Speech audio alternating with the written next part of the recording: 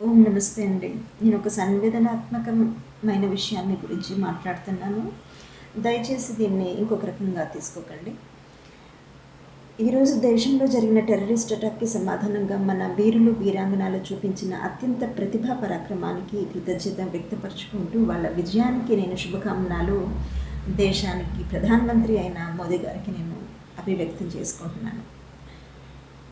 నేను ఒకసారి ఒక పెద్ద ఆర్మీ ఆఫీసర్ని అడిగానండి, టెర్రరిజంకి కారణం ఏంటండి అని.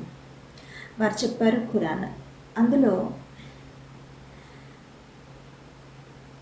అల్లాని నమ్మని వాళ్ళు కాఫిర్లు, వాళ్ళని హత్య చేయాలని ఉంటుంది, ఇలా చేయడం వల్ల స్వర్గానికి వెళ్తారు, ఇలాంటి కొన్ని విషయాలు ఉంటాయి, వీళ్ళు దాన్ని అనుసరిస్తారు కాబట్టి ఆ గ్రంథాన్ని అలా చేస్తారు అని చెప్పారు.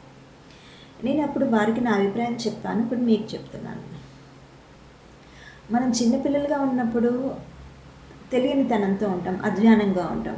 కానీ కనీసం ఒక 20 సంవత్సరాలు దాటిన తర్వాత తల్లిదండ్రులు ఏది చెప్పినా, పక్కింటి వాళ్ళు ఏది చెప్పినా, ఎదురింటి వాళ్ళు ఏది చెప్పినా, మిత్రులు ఏది చెప్పినా, మనం ఏది చదువుతున్నా, ఏ పుస్తకం చదువుతున్నా, ఏ ప్రభావం మన మీద పడుతున్నా, వ్యక్తికి భగవంతుడు బుద్ధిని, మేధస్సుని ఇస్తాడు. ఏది చెయ్యాలి, ఏది చేయకూడదు అనేసి. వాళ్ళు ఏది గ్రహిస్తున్నారు, ఏది చేయాలనుకుంటున్నారని పూర్తిగా స్వతంత్రం వాళ్ళకి ఉంటుంది కదా. భగవంతుడు పూర్తిగా స్వతంత్రాన్ని ఇచ్చారు. కాబట్టి మనం ఒక వ్యక్తిని నిందించలేము, ఒక పుస్తకాన్ని నిందించలేము. అయ్యుండొచ్చు, వాళ్ళది తప్పు అయ్యుండొచ్చు. బహుశా ఏ మత సంప్రదాయాన్ని ఏర్పాటు చేసిన పెద్ద గురువులు ఎవరైతే ఉంటారో వాళ్ళ ఉద్దేశం మంచిదే అయ్యుండొచ్చు కాక. కానీ కాలాంతరంలో కాలక్రమేణా అది స్వార్థపూరితమైన వాళ్ళు అందులో ప్రక్షిప్తాలను జోడించి ఉండొచ్చు.